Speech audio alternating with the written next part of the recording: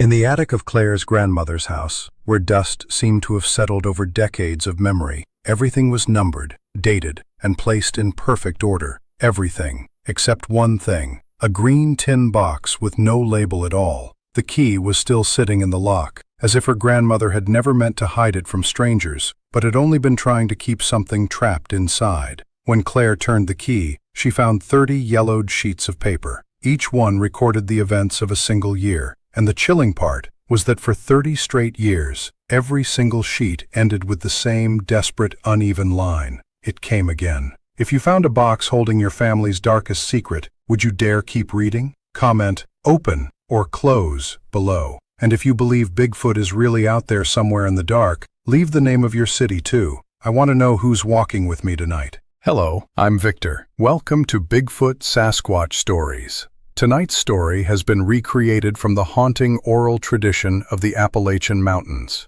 The names of the people and places have been changed to protect those involved. But the disturbing mysteries hidden inside that tin box, those are very real. Don't forget to hit subscribe, and now, let's open the first page together. Claire Ashworth drove back to Harlan County, not because she wanted to, but because she had no other choice. And those are two very different things.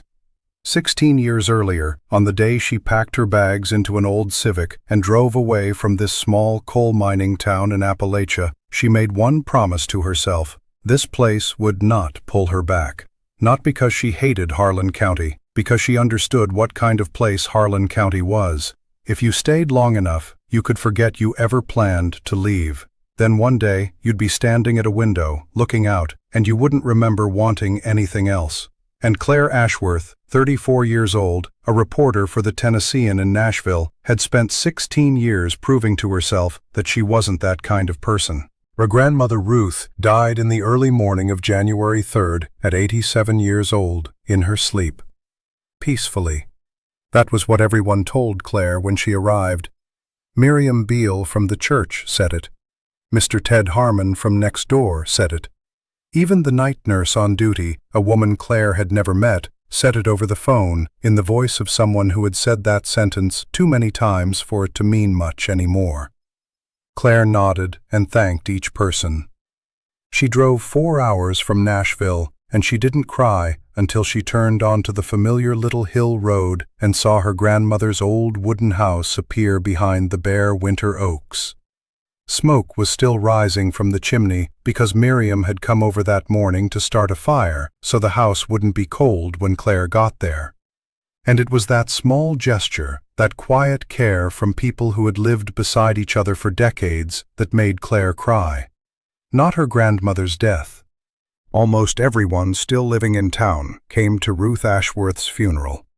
Fewer than 300 people, most of them over 60, with faces Claire could only recognize about halfway. Harlan County had already been small when she was a child, but 16 years had made it smaller in a way photographs couldn't show. Stores had closed without signs explaining why. Empty houses stood with grass grown up to the windows. Families had left in waves after the final coal mine shut down and had never set a date to return. Ruth Ashworth had been the town librarian for 40 years, the woman who knew the name of every child born there, the anniversary of every death, who had borrowed which book and never brought it back.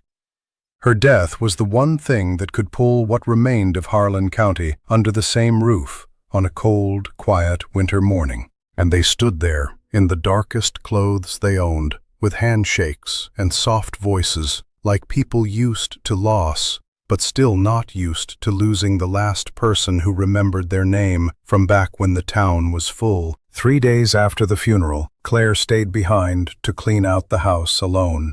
There was no one else to call. Ruth had no siblings. Her only son had died before Claire was born, and Claire was the last of the Ashworth family. That was the sad, clean truth of them, a family that had been good at staying together, but not good at multiplying. Claire opened each drawer, each cabinet, and each cardboard box the way a person does when they want to finish the task before their emotions catch up with their hands. The kitchen has spice jars lined up by height, labels all facing outward. The bedroom, with the faded quilt folded squarely across the bed, and a book lying face down on the nightstand, as if the person reading it had only set it down to get a glass of water and never came back.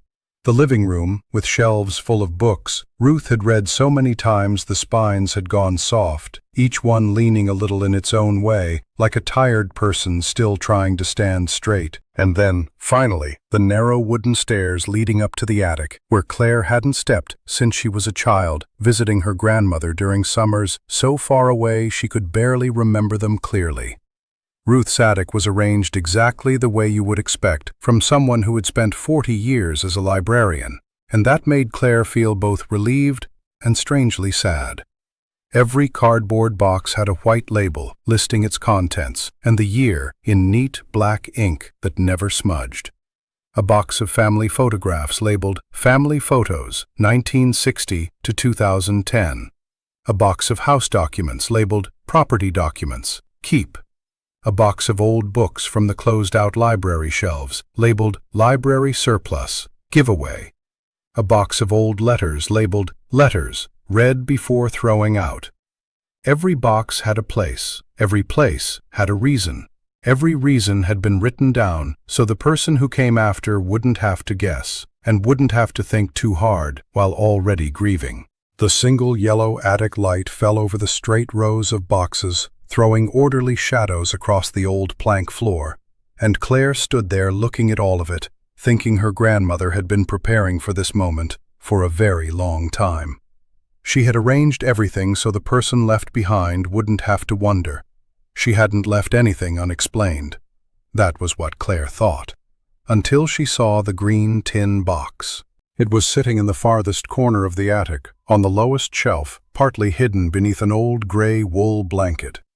Claire recognized the blanket at once. It was the one her grandmother used to drape over her lap every winter while reading in the living room armchair. Claire pulled the blanket away and saw the box, small enough to hold in both hands, dark green, faded by age until it was almost moss-colored. On the front was a tiny lock, the kind more decorative than secure, tarnished brass, the kind you might see on a child's secret diary, meant less to stop someone determined to open it and more to keep the contents from casual eyes. And in that lock, the key was still there, not removed, not hidden, sitting right in the keyhole, as if Ruth hadn't needed to lock it away from strangers, as if she only needed to keep it away from herself, to keep herself from opening it on sleepless nights when she sat alone in the quiet house and started remembering things she was busy enough not to think about during the day. There was no label. In the entire attic, with dozens of boxes and every one of them named, the green tin box was the only thing without one. Not because Ruth had forgotten. Ruth Ashworth did not forget things like that. This was a woman who had written down the due dates for every child's library books in town for 40 years and had not been off by a single day. The box had no label because Ruth did not want it to have one. Because the name of whatever was inside was something she had not been ready to write down, or something that, once named, would become more real than she wanted it to be on ordinary mornings when sunlight came through the kitchen window and everything still seemed like life could be arranged and explained in neat handwriting on white labels. Claire sat down on the attic floor with the box in her lap. Outside, January wind struck the roof in a steady rhythm, the sound of an Appalachian winter she had slept under for the first 18 years of her life and thought she had forgotten, until hearing it again proved she hadn't forgotten anything. She had only gone without hearing it for a while. She looked at the small key in the lock and thought about the real Ruth Ashworth. Not Ruth from the funeral, not Ruth from all those peaceful sentences people use when they don't know what else to say. The Ruth from Sunday afternoon phone calls over 16 years, her voice warm and even, like someone reading aloud, telling Claire the small stories of the town Claire had left behind. Who had a baby? Who died? How many apples came off the tree behind the house that season? Mr. Harmon next door had painted his gate. Small stories, never missing a Sunday, for 16 years. But never once had she mentioned the green tin box in the attic. Claire turned the key. The lock opened with a soft click, the sound of something that had been closed for a very long time and had just been allowed to open. Inside were two things. The first was a black cloth-bound notebook, small enough to fit in one hand, with no title on the cover and no date, just fabric softened and worn with time, the kind of wear that comes from being handled over and over, opened and closed again, year after year. The second was a stack of 30 loose sheets of paper, the pale yellow-lined kind Ruth had always used at the library. Each sheet had been folded carefully in half, and when Claire looked closer under the yellow attic light, she saw they had been arranged by year, from 1993 to 2023, one sheet for each year, not a single year missing across those 30 years. She opened the first sheet. Ruth's handwriting, careful but faster than the handwriting on the labels, like the writing of someone trying to record something before memory could change it. A date at the top, detailed notes below, and at the bottom of the page, one line set apart, like the most important thing she didn't know where to put inside her neat little system of records. It came again. It looked thinner this year. Claire opened the next sheet. December 25th, 1994. Notes, descriptions, and the same line at the bottom. It came again. It looked thinner this year. The next sheet, 1995. The same sentence. She opened them one by one, her hands moving faster with every page, not because she was rushing, but because something in her chest tightened each time she saw that same sentence appear on a new sheet of paper from a new year, in handwriting that shook a little more than the year before. 30 sheets of paper, 30 December 25ths, with no year skipped, no year missing. The handwriting changed over time, from the steady hand of a middle-aged woman to the hand of someone in her 80s who could no longer hold a pen quite straight, but still wrote it down. But the words did not change. It came again. It looked thinner this year. Claire sat in the late afternoon dimness of the attic, with the final sheet resting in her lap. Her hands weren't shaking, but she did not stand up. Outside, January wind kept knocking against the roof like a clock counting something down, and in the small attic, the yellow light fell over the pages arranged carefully across her knees, like books that had been finished and were waiting to be returned to their proper shelves. She did not know when she started crying. It wasn't loud. Tears just moved down her face in the way they do when a person realizes they have misunderstood someone important for a very long time.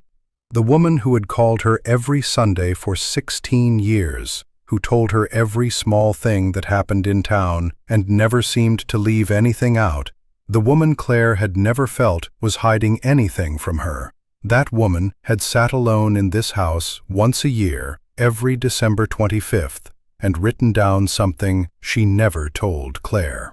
Not because she didn't trust her, because some things can only stay intact as long as they aren't spoken aloud, and Ruth Ashworth had understood that better than anyone Claire had ever known.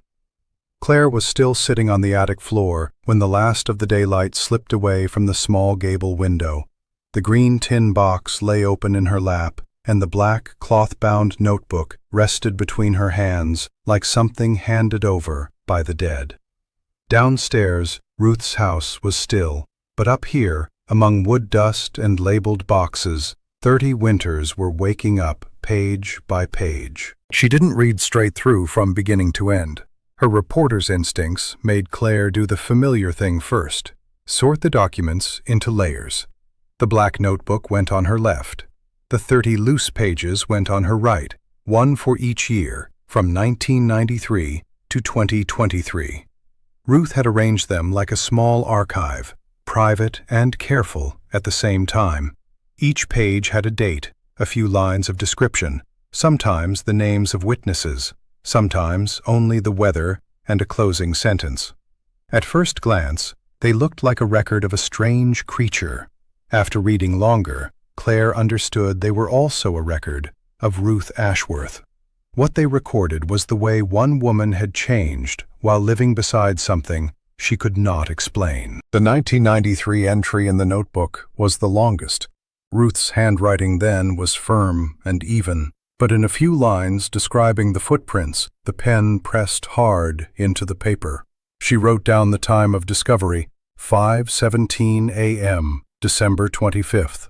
She wrote the temperature, 18 degrees Fahrenheit. She wrote that nearly 4 inches of snow had frozen over on the church steps. She wrote the names of Reverend Edmund Beale, Walt Greer, Miriam Beale, and 3 members of the town council. Every detail was held in place by times and names, as if enough precision might keep whatever happened from spreading too far into the dark. The creature in that first year was not yet called Bigfoot. Ruth wrote the figure, then changed it to whatever left the deer. In the margin, she tried out one theory, a man in hides?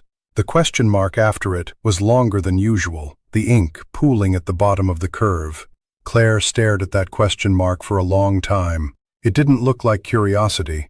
It looked like a hand gripping the last possible explanation before being pulled away from shore. Those first descriptions were almost painfully factual. Estimated height over 8 feet, if compared to the church door frame. Fur, dark brown to black, according to Walt, with gray patches at the shoulders in later years. Upright gait, long stride, weight pressed deep into the snow. Footprints nearly 17 inches long, wider than a man's boot, heel pressed down heavily, toes angled slightly outward. The deer had been placed on the church steps, cleaned neatly, both front legs stretched straight, head tilted to one side. Ruth wrote the word placed by itself. She underlined it once, then underlined it again. In 1994, the page was still crowded with writing. This time, what was left behind was 2 rabbits and a bundle of wild roots that had been washed clean of mud. Ruth wrote that the rabbits could make a person think of some hidden hunter, but the roots made every explanation feel awkward. Who chose roots on Christmas Eve? Who washed them before placing them beside the church kitchen door? Below that, Ruth wrote 3 questions in a row. Why the church? Why the night of the 24th? Why always food? The 1995 page had a few places where the writing leaned offline. Ruth had gone to the church herself before dawn, even before Miriam. Claire realized her grandmother had stepped into the story by then, not only as the person keeping the record. Ruth wrote that she stood on the lowest step, her hands cold inside her gloves, looking at a young deer lying on the stone. The large footprints came from the woods and returned the same way. Even though the snow was fresh, there were no drag marks around the deer. It knows where the door is, Ruth wrote. It knew where the door was. After the first 3 years, the ending of each page began to carry a different voice. Ruth wasn't just recording evidence anymore. She was recording how her own body reacted. In 1993, she wrote that her hands shook while she held the knife in the kitchen. In 1994, she wrote that she heard footsteps in her sleep for weeks, though she wasn't sure they were real. In 1995, she wrote that fear had changed color. It was no longer something that made her want to run inside and lock the door. It had become a question that sat with her in the kitchen on cold nights. Claire read those lines more slowly. The Ruth Ashworth she knew did not complain. She tied trash bags neatly, knew how to fix a bent library card, and could say, "Everything will find its place," in a voice that made people believe it for a little while. But the Ruth in this notebook sat alone after Christmas service and wrote that she did not know where to put this inside herself. That sentence opened the door to a Ruth Claire had never met. From 1996 to 1999, Ruth still asked many questions. Some questions were about the creature, where it lived, whether it was alone or with others, why it did not come at any other time of year. Some questions were about the town. Who knew? Who pretended not to know? Who waited for December 25th with a private fear inside their own house? But the most important question was never written as a question. It lived in the way Ruth used words. Every year, she described the creature as less monstrous and observed it more carefully. Little by little, it moved out of rumor and into habit. Starting in 2000, the pages became noticeably shorter. Not because the event had become smaller, but because Ruth had stopped arguing with herself. She wrote the date, the weather, what had been left behind, who found it, the condition of the footprints, and if a witness saw anything from a distance, she added the gait, the shoulders, the speed, the signs of fatigue. At the end of each page, the opening line of the closing note hardly changed. It came again. At first, that line read like a report. Later, to Claire, it sounded like a church bell ringing at the same hour every year. It came again. It returned. The repetition did not make the mystery weaker. It gave the mystery a rhythm. Every winter, Ruth wrote it down to confirm that the line between the woods and the church steps still held. Not every year said, "It looked thinner this year." In 2007, the final line changed. It looked stronger. That page recorded Walt Greer's account from the one time he saw the creature at the edge of the woods. Ruth wrote that it was taller than any man in town, with dark brown fur and silver at the shoulders, a deer slung over its left shoulder. It stopped when Walt stopped. The two of them looked at each other for about 10 seconds. Then it continued toward the church. Ruth wrote the final sentence with a lighter hand than on the previous pages, almost with a trace of relief. That year, it looked stronger. In 2012, the final line made Claire stop longer. It walked with a limp. Ruth wrote that the right footprint sank deeper than the left. The distance between steps had shortened, and there was a faint drag mark in the snow near the steps. What had been left behind was 3 wild turkeys. Beside that description, Ruth added one sentence about the town. Fewer tables this year, still enough food. Fewer tables this year, still enough food. Claire understood the weight of that sentence immediately. Fewer tables meant deaths, departures, dark houses, families pulled away from the place that had raised them. Still enough food meant the ritual was still alive. In 2015, Ruth began the page with the news that Reverend Edmund Beale had died. Then she recorded Miriam finding a small deer and a bundle of pine branches on the steps on the morning of the 25th. In the middle of the page, Ruth wrote, "Edmund would have known what to say." Then she left 3 blank lines. To Claire, that empty space looked clearer than the words. A man who had once known how to place a prayer over impossible things was gone, and the rest of the town had to stand before the church steps with less language. In 2018, the final line read, "It stood longer than usual before leaving." Miriam said the creature had set the deer down, stepped back twice, and stood facing the church door for nearly a minute. The security camera had been broken since October. Ruth noted that detail in parentheses, in small handwriting, like a person who found it inconvenient and was quietly grateful at the same time. All that remained to testify were Miriam's word, the footprints, and 30 years of habit. By the later pages, Claire was no longer reading as if she were looking for an incident. She was reading Ruth's handwriting. In the early years, the letters tried to hold the line, like a person gripping discipline so she wouldn't be afraid. In the middle years, the sentences became short, clean, and durable, like the way people accept a quiet neighbor. In the final years, the handwriting shook, but that shaking did not weaken Ruth's voice. It made each sentence feel written with all the strength she had left. The 2020 page was especially short. Its brevity left more blank paper around the words, making the few lines there feel heavier. The pandemic had canceled the Christmas gathering inside the church. Miriam still checked the steps on the morning of the 25th.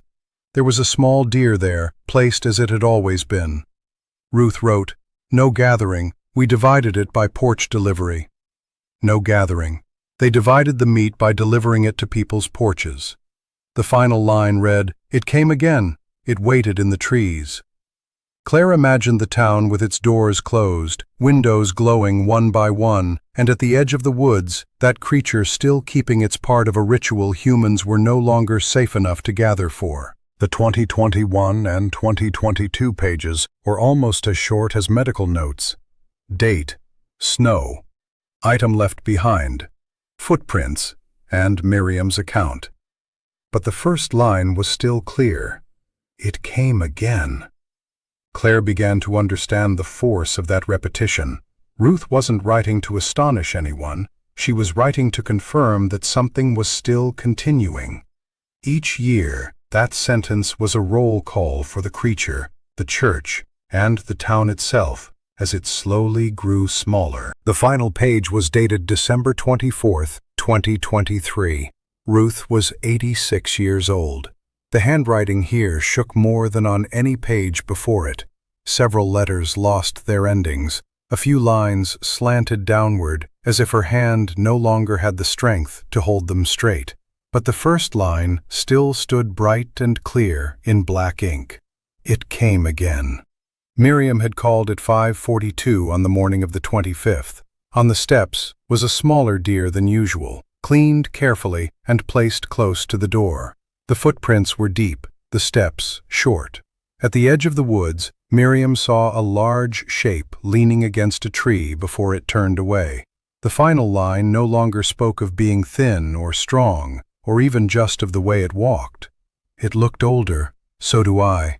I think we are both running out of winters. Claire read that sentence the first time as Ruth's final words to the creature. The second time, it sounded like Ruth speaking to herself. By the third time, Claire set the page down because she understood that the notebook had stopped being a record of Bigfoot a long time ago. It was the journal of a woman who had learned how to live beside a secret, then learned to respect that secret more than her own need to understand it. Near midnight, the attic was so cold Claire's fingers had gone numb. Her back rested against the wooden wall, her knees pulled up to her chest. The 30 pages lay around her in order, like a thin road stretching across half of Ruth's life. Claire was a reporter. Her job was to read documents, find the gaps, and pull stories out of the places where they had been hidden. But that night, she read like a granddaughter who had just realized that every Sunday phone call for 16 years had only given her one part of her grandmother's life. Ruth had sat in this house through 30 winters, writing down the things she never told. Maybe she had stayed silent not because she lacked trust. Maybe there are things that only keep their shape when they are not spoken too loudly. Ruth Ashworth had labeled every box in the attic, but with the green tin box, she had left it blank. And the more Claire read, the more she understood. That might have been the most accurate label of all. Because any name would have made it smaller. Call it evidence, and it betrays the trust. Call it legend, and it softens the fear. Call it a miracle, and it forgets the meat, the snow, the aging, and the real hands that shook every time they wrote it down in this house. In silence, the box kept its full weight. Claire returned to the first page of the black cloth-bound notebook after the attic had gone fully cold. The 1993 sheet lay beside it, its edge slightly curled. After so many shorter summaries from the later years, the beginning felt like a heavy door, long, crowded with writing, and written in a kind of tense calm. Ruth had not yet had 30 years to learn how to speak of the event in a low voice. She wrote like someone who had just seen the floor crack open, then immediately knelt down to measure the fracture. Ruth did not begin with the footprints or the creature. She began with the town. By 1993, Harlan County had entered its third winter since the main coal mine shut down. Men who used to go underground before dawn now sat in the diner with cheap coffee, waiting for odd jobs, waiting for news from relatives in Ohio. A third of the population had left. Houses on the north slope sat dark. The elementary school had fewer children.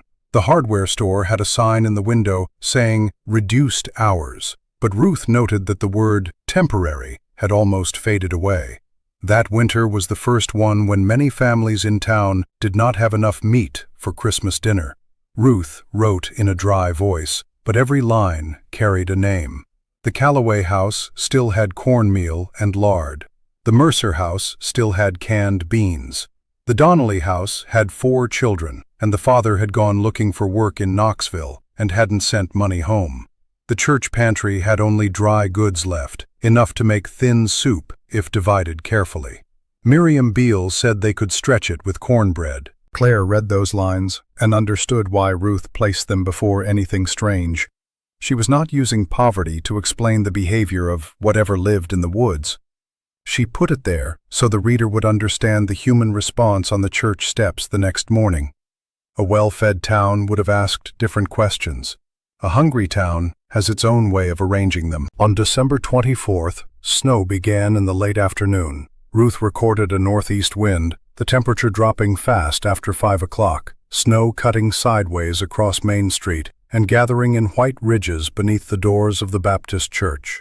The evening service ended early. The older people were afraid of slipping. Children were falling asleep in their coats. A few families left before the end because the road up the hill was getting bad. Ruth stayed behind to help Miriam lock the kitchen, wipe down the rows of tables, and count the bags of beans, flour, and a few cans of sliced peaches. In the church ledger, Ruth wrote, "We'll try to make enough." Walt Greer stopped by after 9.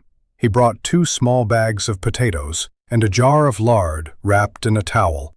Ruth wrote that he set them on the kitchen table, said it was the last of what he had in the cellar, then laughed as if the sentence weighed nothing. Miriam turned away very quickly. Ruth saw her shoulders shake once while she stood at the sink. At 10:18, the church lights went out. Reverend Beale locked the front door, checked the kitchen door, then walked back to the little house behind the cemetery. Snow was still falling. Ruth went home, hung her coat near the stove, but did not sleep deeply.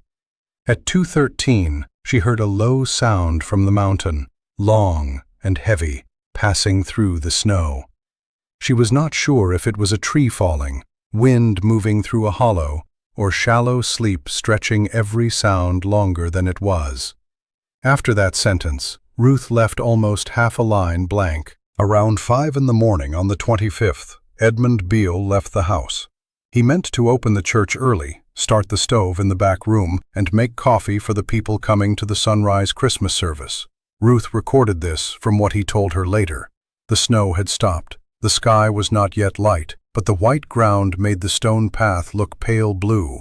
He held the key ring in his wool glove, a thermos of tea tucked under one arm, his breath coming in small clouds ahead of him. He saw the deer as soon as he reached the top of the path. A full-grown buck lay on the top church step, directly in front of the main doors. Its body had been cleaned completely. Both front legs were stretched straight, its head tilted to one side, its neck placed carefully, as if someone had arranged an invisible pillow beneath it.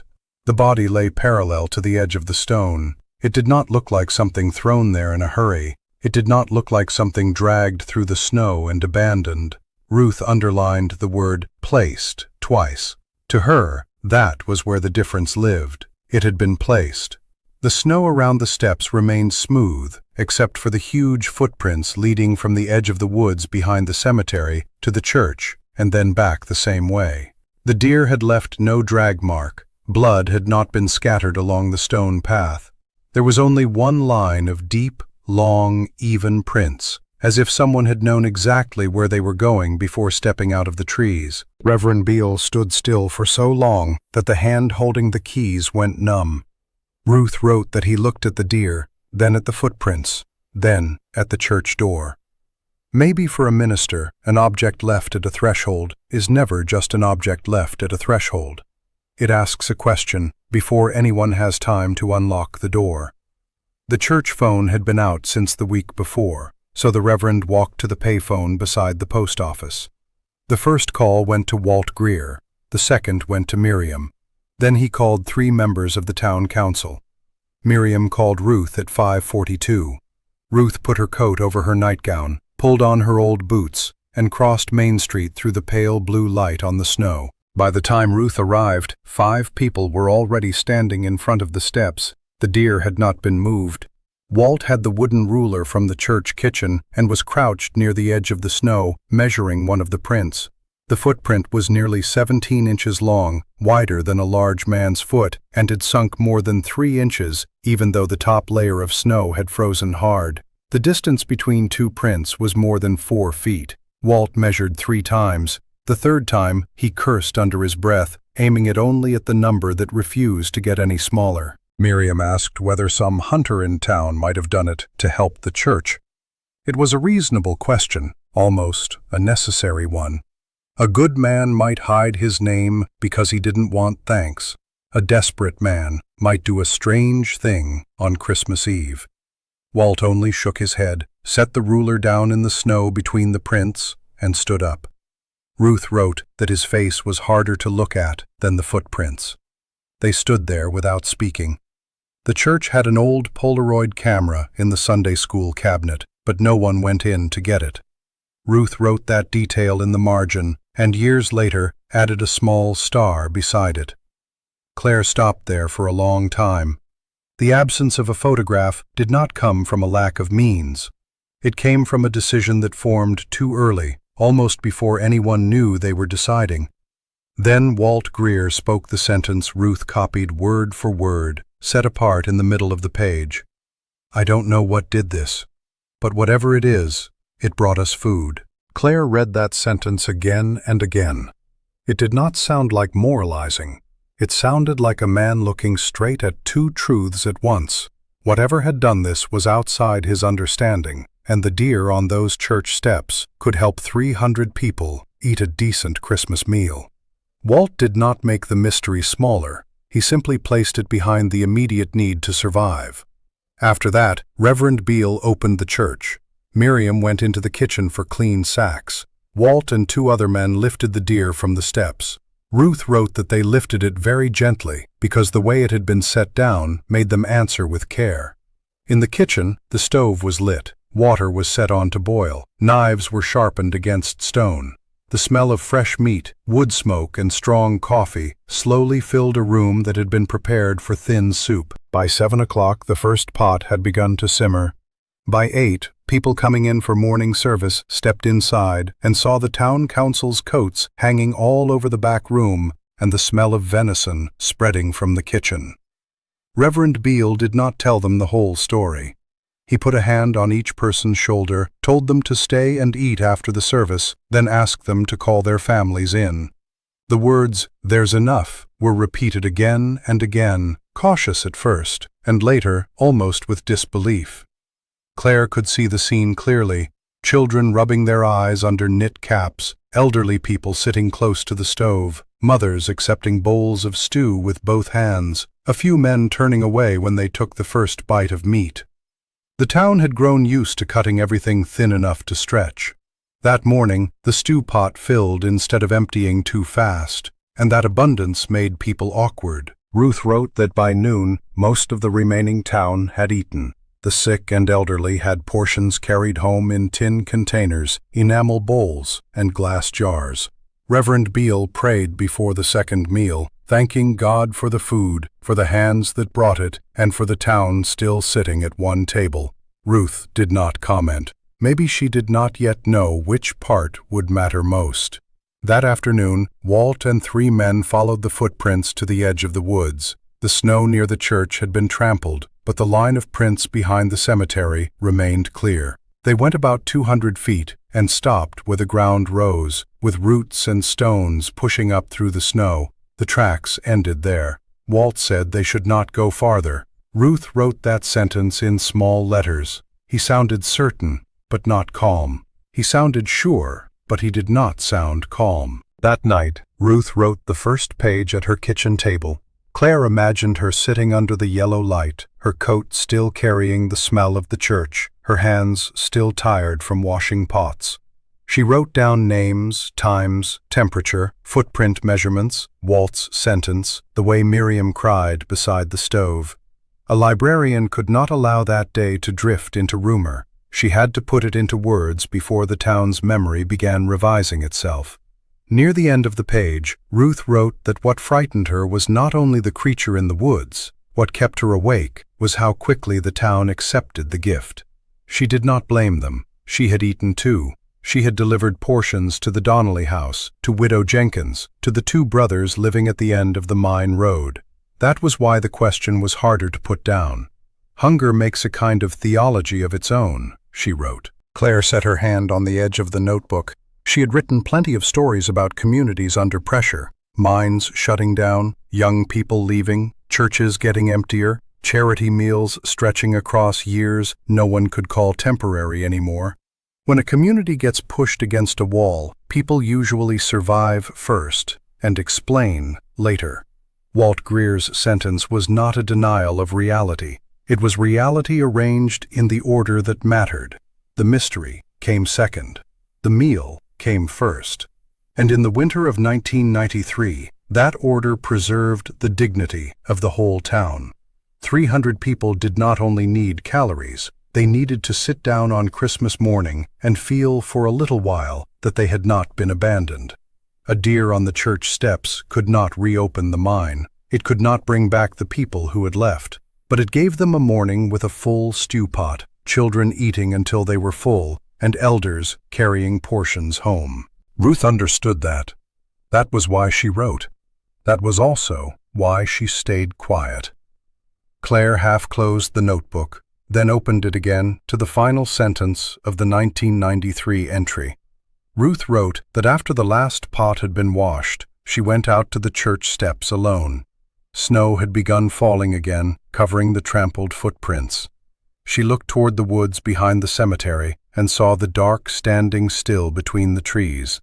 No movement was recorded, only the feeling that a line had just been drawn in food, snow, and silence. From that night on, Ruth had to live with two things at once, remembering with absolute precision and keeping the secret with absolute care. One belonged to her instinct as a librarian, was still new, still sharp, close to the writer's breath. It came again. Even though 1993 was the first year in the record, Ruth used the word again after a few old accounts of footsteps near the cemetery. That sentence made the first night feel like it had not stood alone. It suggested the woods had touched the town before, but that Christmas morning was the first time something had been placed on the steps clearly enough for people to look back. 9 days after Claire found the green tin box, Harlan County settled into the kind of quiet that only appears before Christmas in a small mountain town. During the day, people shoveled snow from their porches, rehung old pine wreaths, and walked past the post office carrying brown paper packages. At night, the lights in each house came on earlier and stayed on later, as if everyone had something to do, but no one wanted to say exactly what it was. Claire stayed in Ruth's house longer than she had planned. She called Nashville and told Paul the estate paperwork was more complicated than she had expected. That was not exactly a lie. Ruth's house was full of documents, photo boxes, and old library things. But the real reason was sitting on the kitchen table every night, the black, cloth-bound notebook, the 30 loose pages, and the feeling that if she left Harlan before the 24th, she would miss the one sentence her grandmother had left blank for her to read on her own. During the day, Claire cleaned out the house. She wrapped dishes in newspaper, labeled cardboard boxes, sorted Ruth's sweaters, and returned books to the old library, even though it was now open only 3 afternoons a week. She called the lawyer, signed papers, met with the realtor. Those clear, ordinary tasks helped her hold on to the shape of normal life. Then at night, when Main Street went quiet, she opened the tin box. The second reading was nothing like the first. The first time, Claire had looked for events. The second time, she looked for variations. She read the small changes in Ruth's word choices. In the early years, the creature was described by size, footprints, height, fur color, direction of travel. Starting in the 2000s, the lines became shorter, shoulders lower, stood longer, placed near the kitchen door instead of the main door, right footprint unusually deep. An outsider would only have seen repetition. Ruth saw age. Claire made a timeline in her reporter's notebook. 1993, large buck, long stride. 2007, Walt saw it carrying a deer over its shoulder. 2012, walking with a limp. 2018, stood in front of the door longer. 2023, shorter steps, low shoulders, leaning against a tree. Those details made a curve Ruth had never named. The creature was not immortal. It was aging. It hurt. It kept coming, even as its body slowed down. That steady return unsettled Claire more than any footprint. A hoax would be hard to maintain for 30 years, across deaths, departures, broken cameras, a pandemic, and a shrinking church.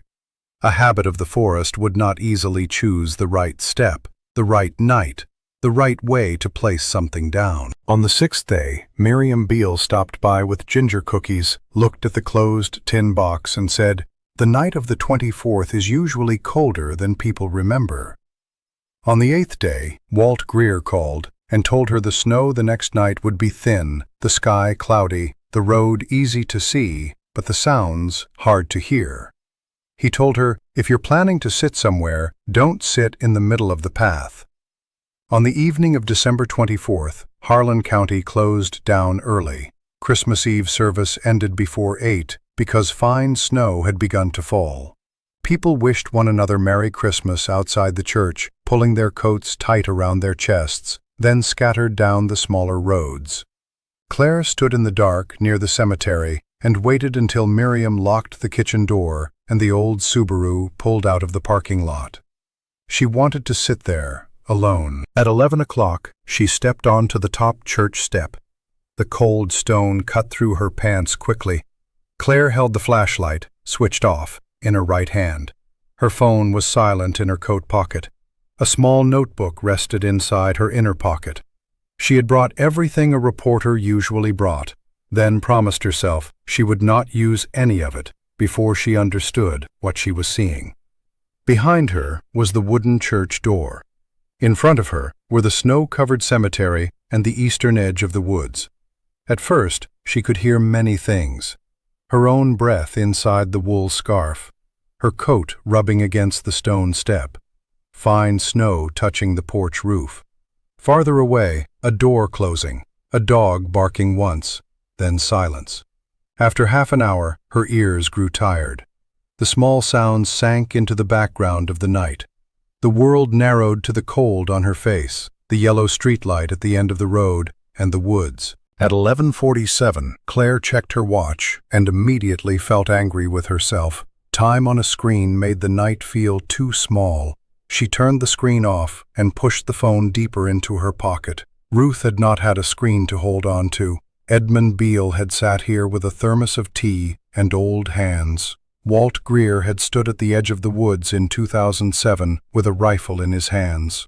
Claire forced herself to sit still. The eastern tree line kept the same shape for so long that her eyes began to learn every dark patch. There was one tree trunk curved like a shoulder, a narrow gap between two pines, a mountain laurel bush under snow at the base of the slope. Claire realized her mind was naming every shadow so she would not be afraid of it. Then one part of the darkness separated from the rest. There was no crack of a branch to warn her. The snow did not crunch the way it does in movies. The change happened first through her eyes. A black shape that had been standing still between two trunks suddenly gained depth, then direction, then rhythm. It took Claire a few seconds to understand that what she was looking at was not a tree, and not an empty space. It was moving. The creature stepped out of the woods, slowly. It was not rushing, and it was not stalking. Each foot came down into the snow with an eerie control, almost without sound. The streetlight at the end of the road mixed with the thin moon behind winter clouds, enough to draw a faint outline around its shoulders, head, and arms. Claire saw the height first, and only then the body. Over 8 feet tall, maybe close to 9, broad-shouldered, upright, with its back slightly tilted under the weight on its right shoulder. Its fur was a deep reddish-brown, almost black across the stomach and arms, with clear silver at the shoulders, chest, and along one side of the neck. Those silver hairs caught the weak light and made it look older than any image Claire had ever had in her mind of Bigfoot. Its arms were too long for a human body, but the way the elbow bent while it held the weight on its shoulder made her think of a person trying to keep something fragile from slipping. The thing on its shoulder was a small deer. Claire understood that when the creature moved a few steps closer and the animal's body emerged under the moonlight. Legs tied neatly, head hanging, body already cleaned. It was not carrying the deer like a trophy. One hand supported it underneath, the other held the front, with a care so deliberate it made Claire colder than the wind. It walked straight toward the church. Claire counted without meaning to count. 1, 2, 3.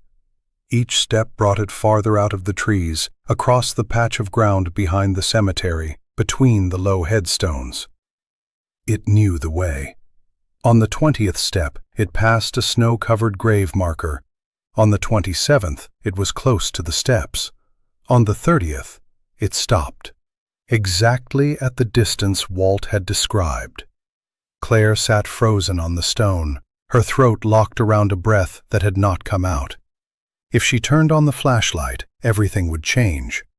If she moved too quickly, something that had followed its own order for 30 years might break right in front of her. So she stayed still, the dead flashlight in her hand, her thumb less than an inch from the button. The creature bent down. The movement was slower and harder than Claire had expected. Its knees gave slightly. The right shoulder lowered first, then the rest of the huge body followed. It took the deer from its shoulder with both hands and held it for a few seconds at chest height, as if checking the place on the ground. Then it set the animal down in the snow before the church steps. Set it down. The word Ruth had underlined for 30 years suddenly had real weight. This was how a gift was left at someone's door, not something abandoned after a hunt. 2 huge hands adjusted the deer's front legs, pulled the body parallel to the edge of the stone, and turned the head slightly to one side. The movement was clumsy with age, but the intention was clear. It wanted the receiver to know this had been prepared, brought, given. When it finished, the creature stayed bent forward for several seconds. Its breath rose in low, white clouds. Claire saw the silver patches on its shoulders tremble slightly. One leg carried more weight than the other, exactly as Ruth had written in 2012. It was old. It was tired. And still, it had come. Then it lifted its head. Its eyes met Claire's. Nothing in Claire's life as a reporter had prepared her for that. She had looked into the eyes of people who had lost homes, lost children, lied, been exposed. The eyes before her were dark and deep, with a brown-amber glint when they caught the distant light. It did not startle the way a wild animal startles at the sight of a human being. It was not empty either. It looked at her as if she were a change in a place where something familiar should have been. For the first second, Claire thought it was judging the danger. In the second, she understood she was wrong. That look was searching. It moved over the steps, the door, the place where Ruth had once stood behind the kitchen window, looking across the street, the place where Edmund Beale had sat in prayer. Then its gaze returned to Claire, and inside that look was a slow recognition. The old one was no longer here. Claire felt Ruth's presence so strongly, her chest tightened. For 30 years her grandmother had watched from a distance, writing down every footprint, every small change. Maybe the creature had watched back, not seeing Ruth's face clearly, but knowing there was someone there, a human rhythm repeating inside the town. Tonight, on that step, there was someone else, younger, stranger, carrying Ruth's scent maybe, but not Ruth. Claire did not know what she was supposed to say. Thank you, I'm sorry, she's gone, I'm her granddaughter. Those sentences required a shared language they did not have. But the body has ways of speaking before words arrive. Claire slowly set the flashlight down beside her, her palm open. The creature watched the movement. A white breath pushed out through its nostrils. Its head tilted very slightly, like something trying to understand the manners of another species. Claire lowered her eyes to the deer, then looked back at it. She placed one hand against her chest, where her heart was pounding, then bowed her head. The gesture was clumsy, maybe meaningless, but in that moment, it was all Claire had. The creature stood still a little longer. Fine snow settled on the silver fur across its shoulders. At the far end of the streetlight flickered, then steadied. Harlan County slept behind curtains, and on the church steps, a 30-year agreement was looking at the late inheritor of it. At last, the creature stepped back once, then a second time. Its eyes held Claire in the dark for a few more breaths. Then it turned toward the woods, one hand touching its right shoulder lightly, and walked past the low headstones. Its steps were almost silent, but now Claire could see how much effort each one cost. It was a real body, moving through real cold, carrying real age. When it reached the tree line, the creature stopped once more. Claire did not know whether it looked back at the church or toward Ruth's house somewhere beyond Main Street. Its shape blended into the trunks, the silver across its shoulders visible for one last moment, then gone. The woods closed around it without any grand sound, as if they had simply taken back what belonged to them. Claire was still sitting on the step. The deer lay below her, straight and carefully placed. The flashlight remained off beside her left hand. Her phone was still silent in her coat pocket. She understood she could take pictures, call Miriam, wake Walt, do every single thing a reporter is trained to do when the biggest story of her life appears right in front of her. But minutes passed, and she only looked at the place in the woods where the creature had disappeared. Now Claire understood why Ruth had written, and why Ruth had locked the box. Some truths are not weak because they lack proof. They weaken when they are torn away from the ritual that kept them alive. On that cold church step, Claire realized she was only the first person in Ruth's family to stand close enough to see the grief in the eyes of the thing that had come for 30 winters, only to find that the woman who had remembered it was no longer there. Claire did not know how long she stayed sitting on the church steps after that shape vanished back into the woods. The small deer still lay at the foot of the stone step, carefully placed in the thin layer of snow. Behind her, the church door was shut, the old wood shrinking in the cold.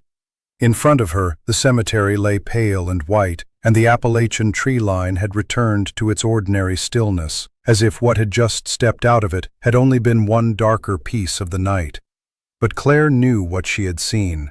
That certainty did not come with loud belief. It came through the quiet clarity of her body. Her hands still trembled slightly, her throat was still tight, and her chest was still holding the breath she had forgotten to release when the creature raised its head and looked at her. In its eyes, Claire had seen something Ruth had never written down, because Ruth had never stood close enough to see it. Claire did not dare use the word memory yet. That word belonged too much to human beings, to photographs, voices, the smell of a wool sweater, the shape left in a chair after someone is gone. If she placed that word on the creature outside the woods, she was afraid she would pull it into a familiar shape just to make herself feel better. But those eyes stayed with her. They did not look like the eyes of a predator noticing danger. They did not look like something moving only by instinct. It had looked at the steps, the church door, and then at her, as if comparing this night with 30 other nights before it. It had stood there for about 15 seconds. Claire only knew that number later, when she tried to rebuild the moment by the rhythm of her own heartbeat. While it was happening, those 15 seconds stretched like a thin thread between two species, between the dead and the living, between the tin box in the attic and the darkness beyond the cemetery. The creature did not come any closer, and it did not retreat back into the woods. It only stood there, looking at her, with that amber light buried deep in its eyes, as if it was trying to understand something it had never had to understand before. Then it did something that was not written on any page Ruth Ashworth had left behind. It stepped forward. Just one step. Slow, clear. Its huge foot settled into the snow so gently that the white surface only compressed and almost made no sound. Claire wanted to jump to her feet, but she stayed still. The unlit flashlight lay near her left hand. Her phone was in her coat pocket. She understood that every movement now had to be weighed, like words spoken in the room of someone dying. The creature stopped after that one step. It lowered its eyes to the deer it had just placed below the steps, then looked up at Claire, then past her shoulder toward the dark church door behind her. Claire was not the one it was looking for. That feeling came to her with terrible clarity. It did not see her as an enemy. It had not accepted her as familiar either. She was like a new sign that had appeared in a place where an old sign should have been. Ruth. Her grandmother's name rose inside Claire so strongly she almost heard it. Ruth, who had spent 30 years sitting by the kitchen window, looking down the street, recording dates, the depth of footprints, the weather, the condition of whatever had been left. Ruth had never stood in the middle of those church steps on the night of the 24th, but maybe she had still been present there, in a way the creature recognized. A light in a window, a familiar human rhythm, a part of the town answering its arrival with steady silence. Now Ruth was gone. Claire did not know whether the creature understood death the way people do. She did not know whether it knew Ruth's name, her age, the house behind the old library, or only knew that something familiar was missing. But when it looked at the church door and then back at Claire, she felt as if she were standing in front of a question that had no words. It waited a few more breaths. Claire slowly raised her hand to her chest. She did not know why she did it. Maybe to introduce herself. Maybe because her heart was pounding so hard she needed a hand to hold it in place. She touched her chest, then bowed her head very slightly toward the deer, toward the creature, toward the woods. The gesture was awkward, but that night, awkward was more honest than any sentence she could have made. The creature watched the movement. A pale breath left its nostrils and dissolved in the weak streetlight. Its head tipped slightly to one side. Then it stepped back. Not in a hurry. Its foot pulled out of the snow and set down behind it, leaving a deep mark. After the second step, it stopped one more time, as if trying to remember the new shape of the church steps. The old door, the deer, the younger woman, the empty place where the old woman had belonged. Then it turned back toward the woods. Claire did not follow. She did not turn on the flashlight. She watched the silver across its shoulders blur between the trees, then disappear.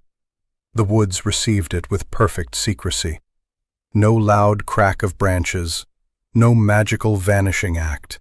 Only trees closing around a body too real to call a dream. The deer remained there. Claire sat for nearly 10 more minutes, until both knees had gone stiff. She knew she would have to call Miriam in the morning. The church would need someone to handle the gift, if it was still a gift. But this night belonged to the meeting that had just happened, and pulling someone else into it right away felt like it would make it smaller. At last, Claire stood on stiff legs, stepped down from the church steps, stopped beside the deer, and whispered, "Thank you." She was not sure who she was saying it to. By the time Claire returned to Ruth's house, it was past midnight. She kept her coat on and sat in the kitchen with a cup of hot water. The green tin box sat on the table. She opened it, took out the 2023 page, and read the final line again. It looked older. So do I. I think we are both running out of winters. Now that sentence held another layer of meaning. Ruth had not lived long enough to write. This year, winter had continued, but the old keeper of the record was no longer standing in the world to receive it. Claire fell asleep near dawn in the armchair. When she woke, gray light was pressing against the curtains. December 25th.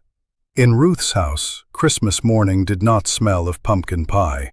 There was no sound of her grandmother opening cabinets, no holiday phone call ringing before 7. Claire washed her face with cold water, put yesterday's coat back on, and slipped her phone into her pocket without checking her messages. She wanted to reach the church before Miriam did. A little more snow had fallen overnight, only a thin layer. Main Street had no fresh tire tracks yet. The church stood at the end of the road, quiet in the pale morning light. Claire had prepared herself to see the deer covered in snow before the steps, but as she came closer, her pace slowed. There was no deer on the steps. Claire stopped a few yards from the stone path and stared at the empty place. The snow in front of the door no longer held the shape of the deer's body. There were no clear blood marks, no obvious drag trail. Maybe someone had come before her. Maybe Miriam had woken earlier. But the parking lot was empty. The side door had not been opened, and the snow on the path had not been stepped on. Claire moved closer, and that was when she saw what had been placed on the top step. A large pine branch. It lay sideways in front of the main doors, still green and fresh, the tip curving slightly in a natural arc. On the pine branch, red berries had been arranged in one neat line, each one almost evenly spaced, as if someone had placed them with very large fingertips and great care. Beside the branch, small stones from a creek bed had been arranged in a circle. 12 stones, wet, smooth, dark gray, each half sunk into the thin snow. Claire did not climb the steps right away. She stood at the bottom, looking at every detail.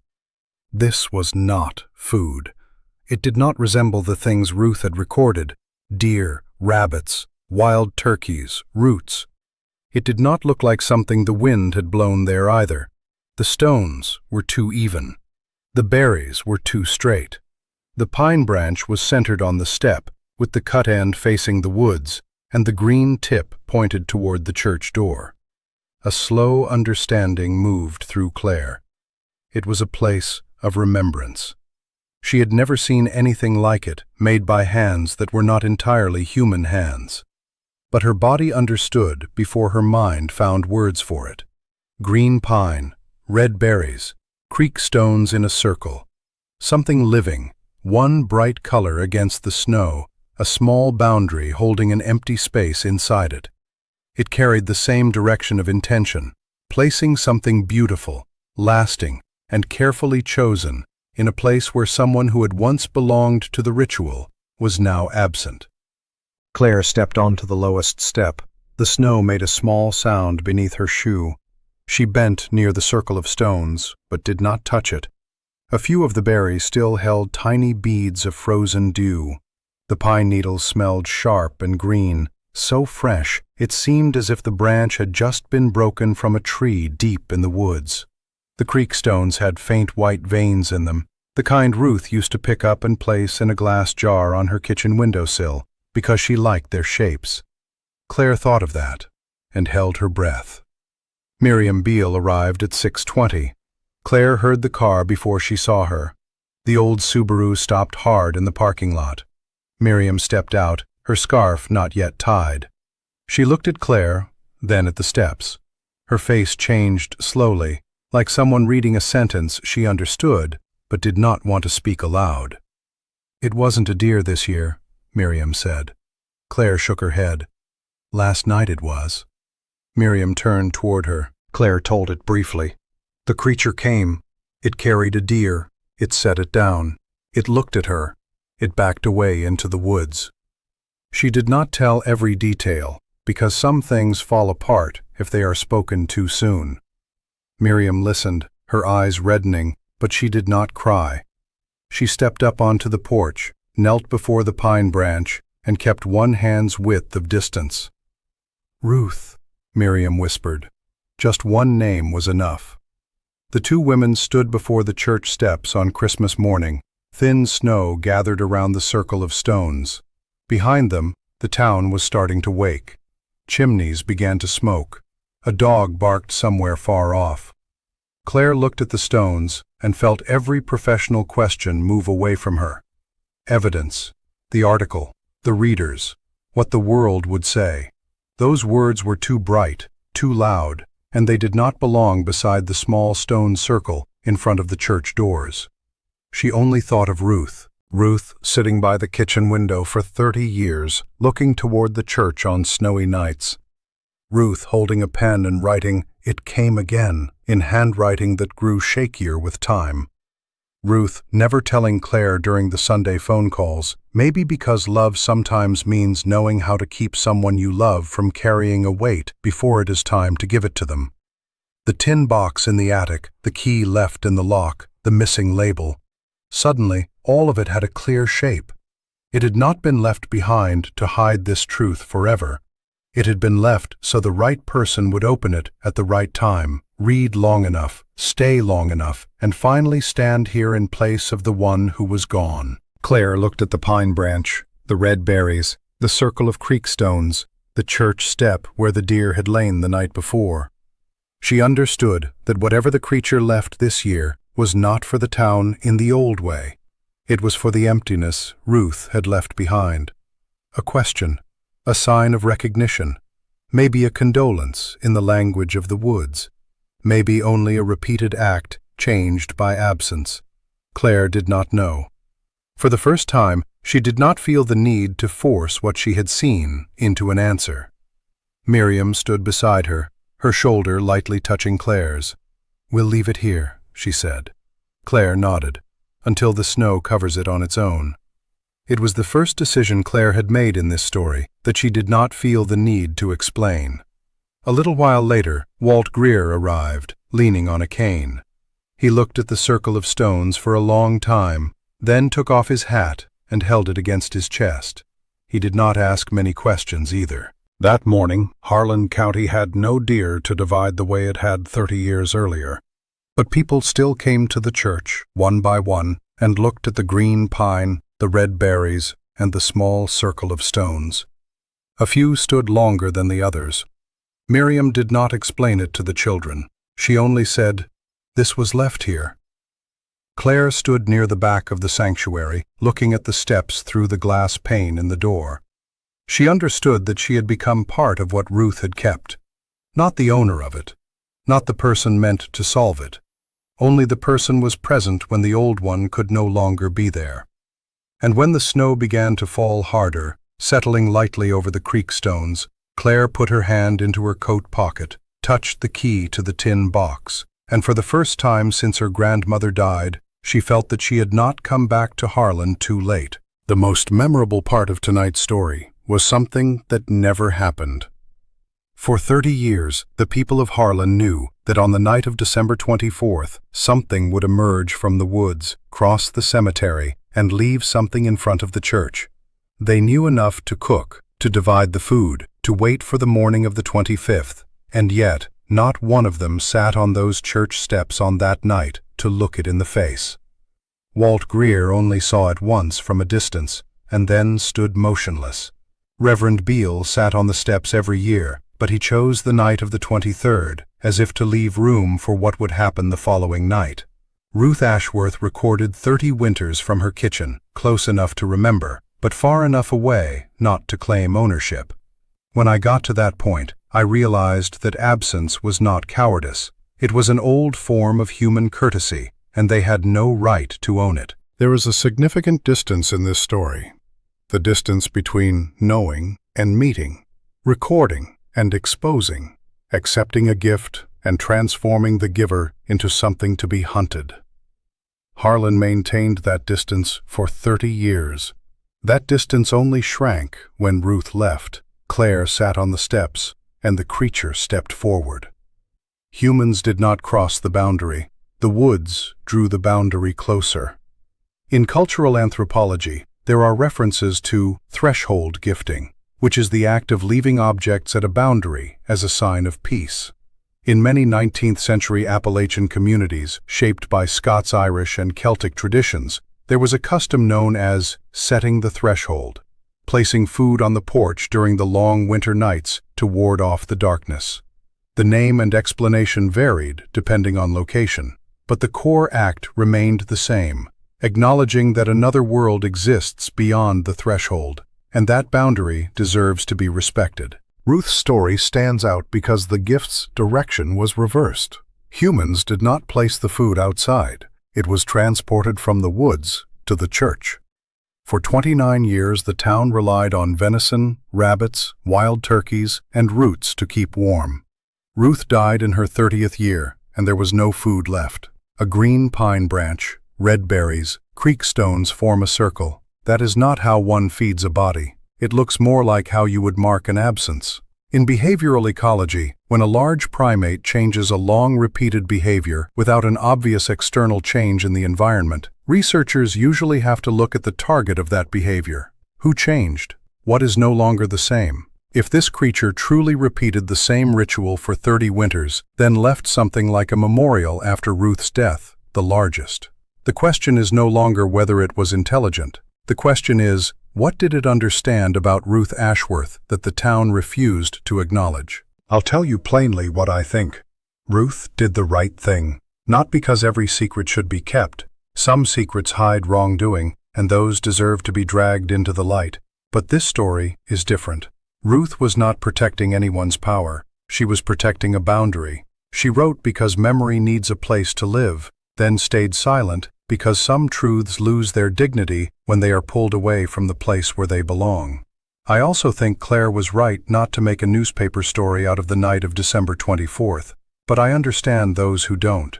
Some will say that the world has a right to know. Some will say that such proof should not be kept in secret, and maybe that's what makes this story stick. The uncertainty. If you believe Bigfoot is real, that there is something out there living by its own ways, and sometimes leaving signs for people who know how to look, comment, "I believe," below. Only those 2 words. I want to know how many of you are thinking the same thing tonight. Never forget there is more than enough hiding in the dark. My name is Victor, and I'll see you in the next story.